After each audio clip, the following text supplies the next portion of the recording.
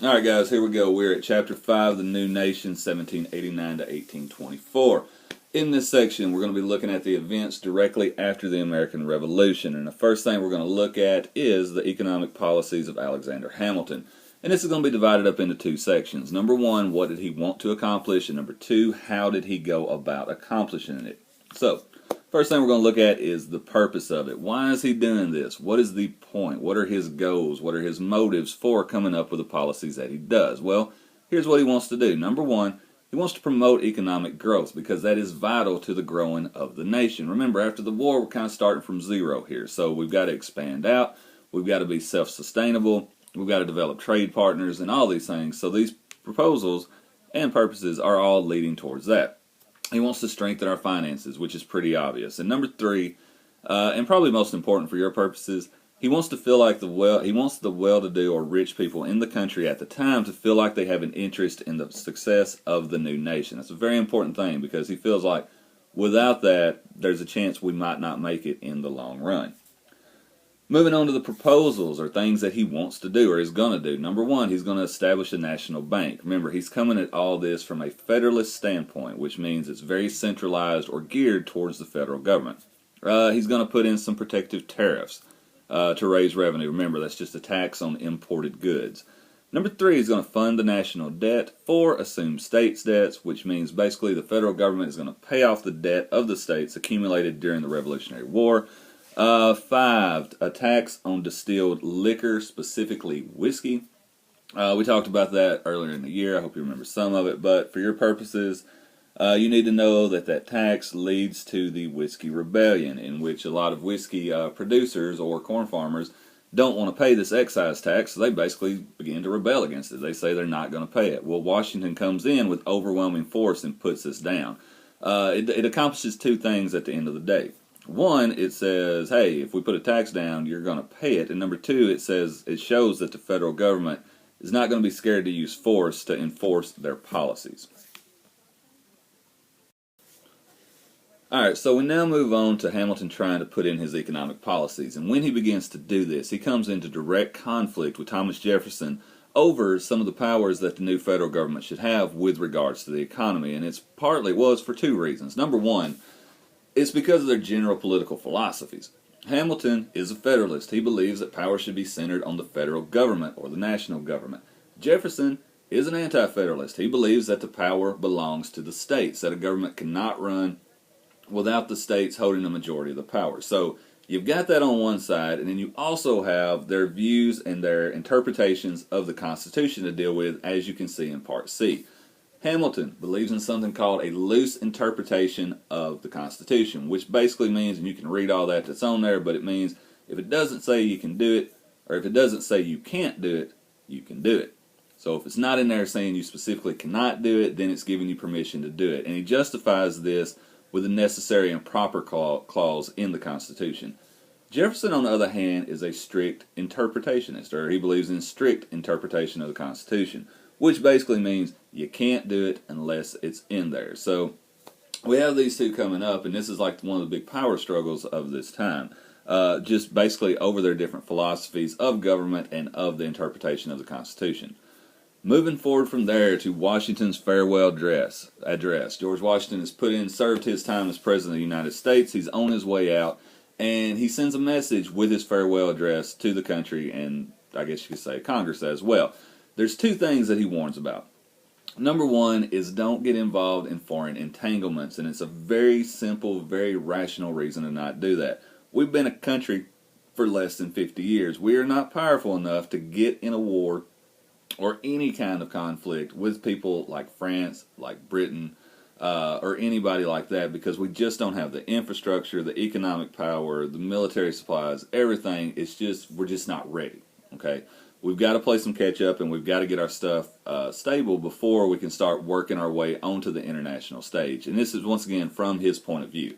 And also, number two, as you can see down here with the quote, he also warns against political parties by saying, and this is just a quote taken from it, sooner or later the chief of some prevailing faction, more able or more fortunate than his competition, turns this disposition to the purposes of his own elevation on the ruins of public liberty. In other words, political parties could lead to one side having too much power, somebody rises up and gets their power at the expense of the liberty of the people.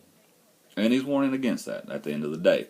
The impact on foreign policy from his farewell address. Remember, you got to tie this stuff in. It breeds a sense of isolationism in the country that lasts all the way up into after World War I up to World War II. Remember, isolationists not involved in world affairs. And that legacy sticks with this country for, 150 years or so after Washington's address. Alright, so we're going to move on from Washington. The review book goes from Washington to Jefferson without really any highlighting of events from the Adams presidency, but there's a couple of things I want you, for our purposes, to be aware of. So there's two things here not in the review book that have to do with John Adams. Number one is the XYZ affair. Basically, and you're getting the basics on all this, but American ships are being attacked by the French. We send some people over to begin diplomatic relations with them to ensure that this doesn't happen anymore. When we go over there, the French ambassador demands that we pay a bribe before we come in and talk to him. Now, that's completely not an unheard of thing, but starts a lot of controversy. We insist that we're not going to do it. People, get a little upset about it and all that. So just know the basics of that. And also the Alien and Sedition Acts, which you probably will see again. They basically say that it's illegal to publish anything that speaks ill against the government. So no newspaper articles, no pamphlets, no anything that speaks out against the government, be it the policies or the philosophies or whatever it is. Okay, so that's Adams. Now we move forward to Thomas Jefferson, and when he's elected in 1800, it's referred to as the Revolution of 1800 simply because the party that was in power gave up that power peacefully. Okay, so they put the word revolution on it to make that.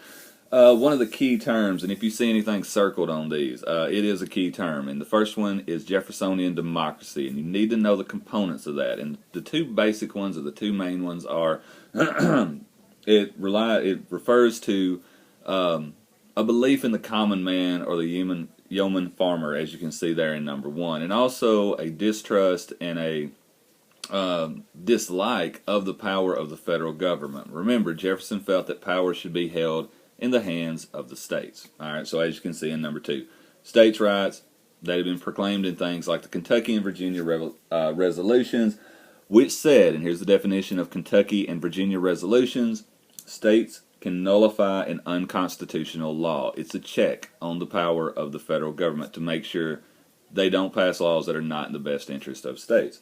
Also, government must be closely watched. That was the purpose of these Alien and Sedition Acts. And the scope and the power and the activities of the federal government should be reduced. Moving forward to the main components or main things that happened during the presidency of Jefferson. The Louisiana Purchase is the one you're probably going to have to be the most responsible for. You can see from the map right here on the left, right here, that the big thing is that the nation basically doubled in size because of the Louisiana Purchase. Going back on it a little bit, remember, the point of us trying to buy this territory was that we need a port on the Mississippi River, and New Orleans is the perfect place to be able to ship crops and later on products out of this country and head them towards Europe. So we start talking to France in the hopes of buying New Orleans, simply. All right, so we're just trying to buy New Orleans and a little bit of land around it, or as much as we can get for the dollar amount that we have.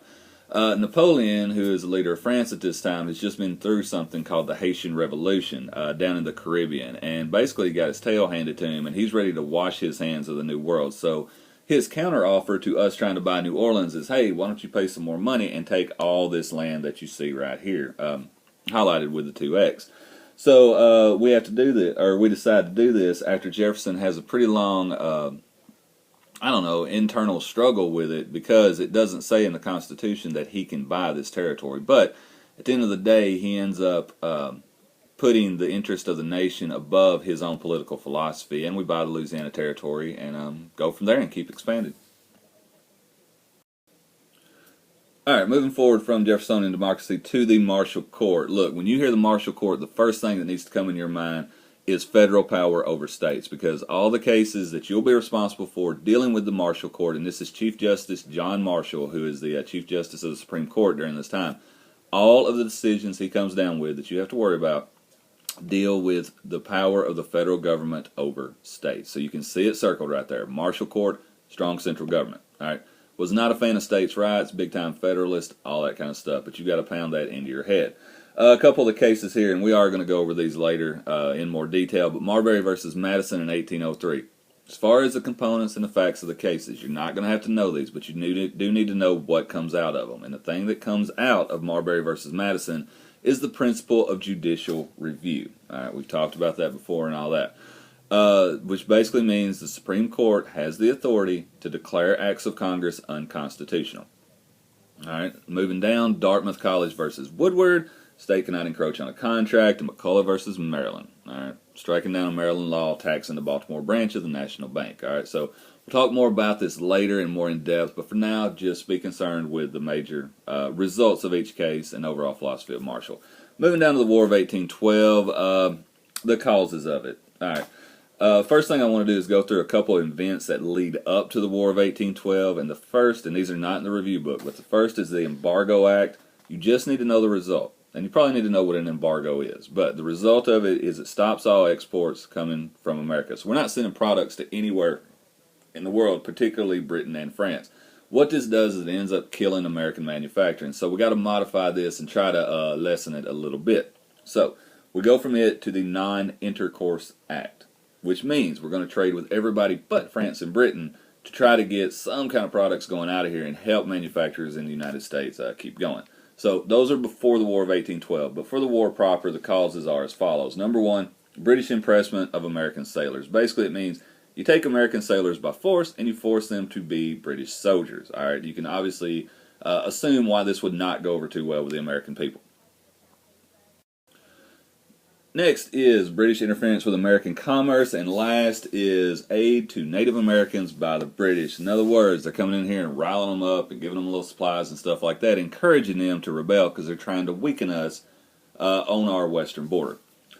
Once again, as far as events of wars and stuff like that, you don't really have to worry yourself with it. It's more causes and consequences. So the consequences of the war are the following. Number one, it's the demise of the Federalist Party. Number two, intensifying the feelings of nationalism in the country or national pride. You know, you finally start thinking of yourself as Americans and you're proud of what your country's done. Promoting industrialization, leading once again to that sense of, or the realm of self-sufficiency. We can produce stuff for ourselves. And advancing the career of Andrew Jackson, particularly with the Battle of New Orleans. So, moving from there to the presidency of James Monroe. First thing we're going to look at is Clay's American system, and the key point you need to know about that is it's federally funded, and that's where a lot of the opposition of it comes from. In other words, federal government's coming in and building roads and canals and other things without state money. All right, states feel that it's an infringement on their rights. So we're talking about internal improvements, roads and canals. He did this to believe it would promote trade between the different sections of the country and unite the different sections of the country, because that's going to be a key theme going forward, in that the east, south, and west are very diverse. They have a lot of different aims, goals, and ways that they go about things. So particularly slavery, which we'll talk about as we go forward. But he's trying to find some common ground to bring these things together. Let's see, he's calling for tariffs on it, and also because of it, the South benefited least because they had changed less than the other places. All right, so in other words, they're staying stagnant while everybody else is progressing. Moving down to C with the Missouri Compromise of 1820. All right, here's the big thing. Missouri Compromise, you need to know that it settled the first big argument over slavery in this country's history, because we had to figure out what to do with this land that we picked up from the Louisiana Purchase. Is it going to be slave states? Are they going to be non-slave states? So they have to come together and come out some way to figure this out. So the results of it, as you can see right here on the map, they decided to make a line at 3630 for the latitudinal and longitudinal lines. And no slavery will be allowed above that. All right, so you're probably going to see a map on it or something like that. You need to know that Maine entered the Union as a free state. And I didn't highlight anything on 3 and 4, but that doesn't mean you need to know them. So going back to the map, and you may need to do some flipping back and forth here. Missouri comes in as a slave state. And the key points, circle it, do whatever you got to do, but it maintains the balance of slave and non-slave states in the Senate. That is the importance of the Missouri Compromise. It's keeping everything balanced at this time. All right. And like I said a while ago, it closed the remaining territory of the Louisiana Purchase above the 3630 line. Last thing for this chapter, and we'll close it out, is the Monroe Doctrine. Look, you can read it. It's highlighted right there. Bottom line, it says if you're European, stay out of our hemisphere. All right, if you're here, get out. If you're not, don't think about coming in. Unilateral Declaration of Principles, you can read over that. 2 made important points, 3 and 4. Warned European nations against further colonial ventures in the Western Hemisphere and promised we would not get involved in theirs. You stay out of our side, we'll stay out of yours. All right, that wraps up this chapter. We'll move on to the next one and keep going.